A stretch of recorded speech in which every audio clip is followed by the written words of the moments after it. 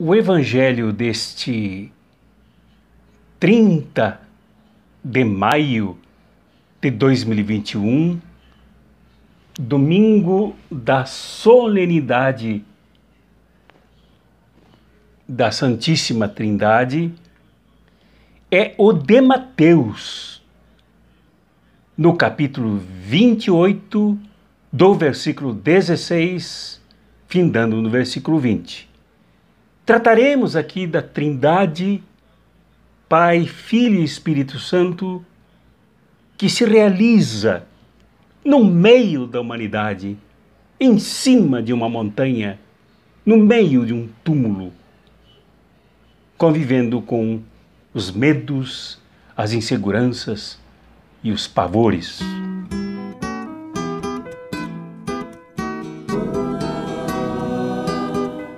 É preciso entendermos o contexto histórico em que se dá este encontro de Jesus com os seus 11 discípulos após a sua ressurreição. O primeiro ponto é esse, após a sua ressurreição. O segundo ponto é que a sua ressurreição ocorreu após o seu assassinato, antecedido por uma brutal caminhada de Jesus com um travessão com um patíbulo sobre as costas, sofrendo pelas ruas de Jerusalém, apanhando até chegar ao Monte do Gólgota. Antes, julgado e condenado à pena de morte com base em mentiras, com base em falsos testemunhos e tendo por detrás uma aliança satânica terrível entre o poder religioso e o poder imperial de Roma. Antes, Jesus foi preso no jardim de Getsêmani e tratado como um delinquente, como um marginal. E antes foi traído por um dos seus discípulos. Então, tudo isso compôs o cenário do que ocorreu para levar Jesus à morte e depois a sua vitória, saboreando a ressurreição ou a insurreição contra o Império Romano e contra os danos mortais causados pelo poder religioso. Isso é preciso ser entendido para se compreender aqui o que Jesus orienta os seus discípulos a fazerem ao irem pelo mundo batizando as pessoas que se transformavam em suas discípulas. Levando em conta isso, eu listo aqui como primeiro ponto a questão do batizar. O batizar aqui é preciso ser entendido. O batismo que Jesus manda realizar se dá no contexto da construção de novos discípulos e novas discípulas de Jesus. Isso é muito sério para Mateus, para a comunidade de Mateus, e sobretudo para Jesus. Ser discípula de Jesus é engajar-se no seu projeto, o mesmo que ele trouxera de Deus para a humanidade. O batismo trazido por Jesus não guarda nenhuma relação com superstição, contra a doença, contra maus espíritos, contra pragas, contra quaisquer coisas procedentes das experiências culturais dos povos. Também não tem nenhuma relação com o comércio dos sacramentos, com a venda de batizados, com a venda de certificados de batizados, com a venda do próprio ritual, como muita gente faz por aí e que vive à custa de taxas pagas pelos padrinhos, pelas madrinhas, pelos pais e pelas mães das crianças. Batizado não tem nada a ver com isso. A seriedade do batizado que Jesus recomendou que acontecesse em nome do Pai, do Filho e do Espírito Santo se dá no contexto do discipulado. E ser discípulo de Jesus, nesse contexto aqui identificado por São Mateus, é expor-se a todos os riscos, inclusive do assassinato, de serem expulsos das comunidades judaicas, serem perseguidos nas ruas, serem dedudurados por familiares. Tudo isso implicava em ser discípulo e discípula de Jesus. Quem se dispunha a ser discípulo e discípula de Jesus, dispunha-se também a despojar-se de todas as falsas seguranças dadas tanto pelo Estado violento do Império Romano, como pelo poder religioso também violento e traidor do judaísmo, do Templo de Jerusalém. Então, isso é discipulado de Jesus. Batizar aqui, fazendo novos discípulos de Jesus, discípulas, significa descongestionar as comunidades inteiras, as pessoas, grupos inteiros, famílias da ideologia do Império Romano, da ideologia do medo, da ideologia do espanto, da ideologia das pessoas que se sentiam perseguidas e massacradas, achando isto normal. Não, o contexto do batizado agora, fazendo das pessoas discípulos e discípulas de Jesus, é o contexto daqueles que se descongestionam de tal forma que as pessoas se tornam como que protestos, manifestações contra a dominação do Império Romano, e constroem um novo estilo de vida, de relações absolutamente ricas em comunhão, como era entre o Pai, o Filho e o Espírito Santo, agora compartilhada pelo discipulado em Jesus. Então, ser discípulo e ser discípula de Jesus, até hoje deveria ser assim, é realmente se desopilar, é se libertar de tudo o que escraviza, e não simplesmente lidar com a aguinha benta em cima das pessoas ou jogar as pessoas tomando banho para o tal batizado por imersão, mesmo no Rio Jordão. Isso não significa nada se não houver o engajamento nesse processo do reino que Jesus trazia. Por isso é preciso encontrar o significado do primeiro ponto que eu destaco aqui, que é o Monte da Galileia. Jesus agenda, de acordo com o que diz aqui o Evangelho de Mateus, um encontro com seus discípulos num monte na Galileia. Não foi um encontro marcado em Jerusalém. Não foi um encontro marcado no Templo de Jerusalém, mas num monte, à margem. E logo na Galileia, um povoado, uma região constituída por pagãos, por pagãs, pessoas desprezadas tanto pelos judeus, nas suas facções farisaica, saduceus, etc., como pelos próprios integrantes da administração do Império Romano, que consideravam aquele povinho, o povo da Galileia, um povinho de quinta categoria. Pois é lá, no Monte da Galileia, que Jesus agenda um encontro com os seus discípulos e as suas discípulas. E é lá neste monte que ele se mostra ressuscitado, se mostra em plena vivência da Páscoa que ele queria compartilhar com seus discípulos. No Monte da Galileia, ele mostra aos 11 que sobraram de toda a crise vivenciada pelo processo que eu falei aqui introdutoriamente agora, de perseguição, de medo, espanto. Isso se vê anteriormente a esse trecho aqui, esta perícope, se vê aqui que Maria Madalena se encontrava assustada.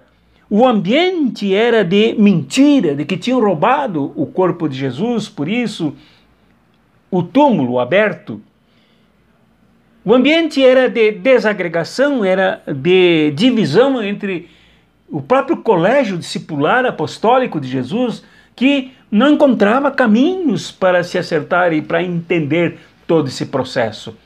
Então, mesmo assim, Jesus marca um encontro num monte na Galileia para marcar definitivamente a Páscoa, marcar definitivamente o encontro em que ele anunciaria que permaneceria para sempre com seus discípulos, que ele era, de fato, o que Mateus diz no começo, o Emanuel, isto é, o Deus conosco, custasse o que custasse, que ele não afastaria os perigos, mas encorajaria todos os seus discípulos, todas as suas discípulas, para que no meio de tudo isso, de todos os riscos, todas as chuvas e trovoadas impostas pelas condições econômicas, políticas, sociais, culturais do Império Romano e da religiosidade judaica agora superada, tudo isso deveria ser enfrentado com ele que haveria de permanecer para sempre com os seus discípulos, como ele prometeu ao final aqui do Evangelho. E finalmente eu identifico aqui como último ponto a questão da crise. A comunidade de Mateus, que vivia na Síria, vivia uma profunda crise. E crise não é brincadeira. Ela tem inúmeras coordenadas. Uma delas, de que agora aí pelos anos 80, em 70, houvera a guerra contra os judeus e a destruição de Jerusalém, o templo fora colocado abaixo, mais de 40 sacerdotes assassinados, uma chacina enorme em Jerusalém.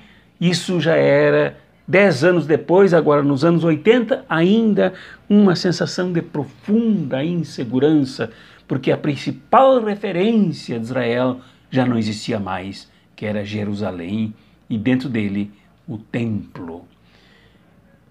E também porque os cristãos que ainda frequentavam as sinagogas, espécie de pequenas comunidades judaicas, e que queriam se ajeitar ali, ainda não sabendo bem o que fazer, como que querendo reformar o judaísmo, fazer uma espécie de religião reformada dentro do judaísmo, os cristãos foram expulsos, as cristãs também expulsas das sinagogas.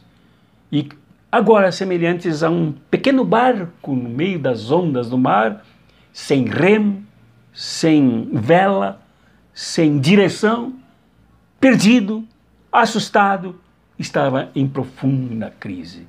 Fora todas as outras perseguições que se acumulavam sobre a comunidade da Síria, a comunidade de Mateus, sobre as várias comunidades cristãs, como se verá também em São Lucas, principalmente nos capítulos iniciais de Atos dos Apóstolos. Então a crise era catastrófica, a crise era imensa.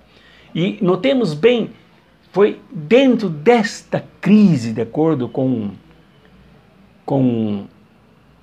Mateus, com a comunidade matiana, é que Jesus reúne seus discípulos, que também viviam, entre eles algumas pessoas viviam uma crise de fé. Muitos deles não creram, como diz aqui esse trecho. Então havia até uma crise de fé. Não havia saída. E a crise de fé aqui era um abalo profundo, porque não tinha mais o direcionamento judaico. O Império Romano já começava a ruir e sangrava as populações. O cristianismo não tinha se encontrado ainda como uma religião afirmada. Esta comunidade de Mateus era pequenina e sacudida por todas essas tempestades em crise.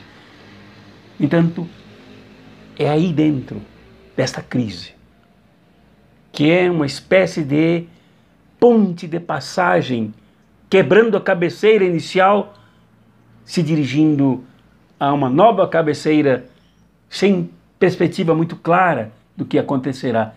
é que Jesus diz: e eis que serei convosco até o fim dos séculos. É no meio da crise que Jesus faz realizar a sua presença. E a sua presença aqui é pelo Espírito Santo. Como Pai, Jesus ensinou que Deus, o Pai dele, Abba, Pai, Paizinho, o Pai dele era Pai nosso, que está no céu e que está na terra.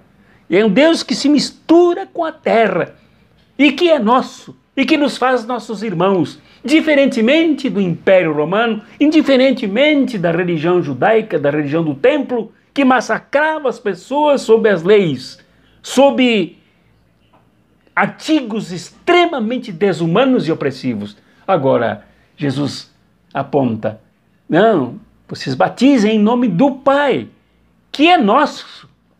E mais, se preocupa com o pão de cada dia. Ele participa da conquista do pão, porque para ele não deve haver fome. Tanto é verdade isso, que mais adiante, na alegoria do juízo final, se diz que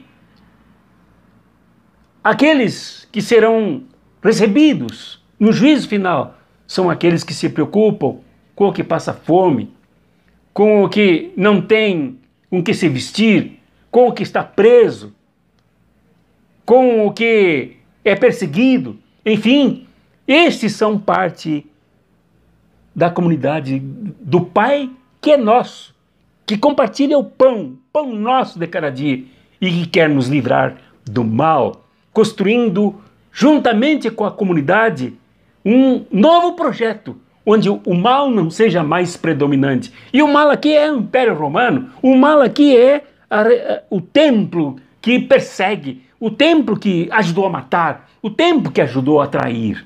Então, um Pai que nos liberta do mal, de dentro para fora, bem como eu falei com relação ao batizado, que não é simplesmente um ato litúrgico, mas é um ato de profunda purificação de tudo isto que se acumula dentro de nós, nos fazendo muito mais filhos do mal do que filhos de Deus. Jesus então diz: batizem em nome do Pai, este Pai Criador que cria o universo inteiro para os seus filhos e filhas.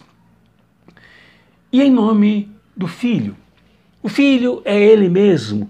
O Filho é aquele que veio reunir os seus discípulos e discípulas para fazer dos seus discípulos e suas discípulas, como diz em João, seus amigos e não seus servos, seus amigos e não seus criados, seus amigos e não seus escravos, seus discípulos e discípulas que são seus irmãos. Nós somos irmãos de Jesus. Jesus veio construir uma comunidade de irmãos e é isso que é salvar, é isso que é libertar, é isso que é integrar na comunidade do Pai e do Filho.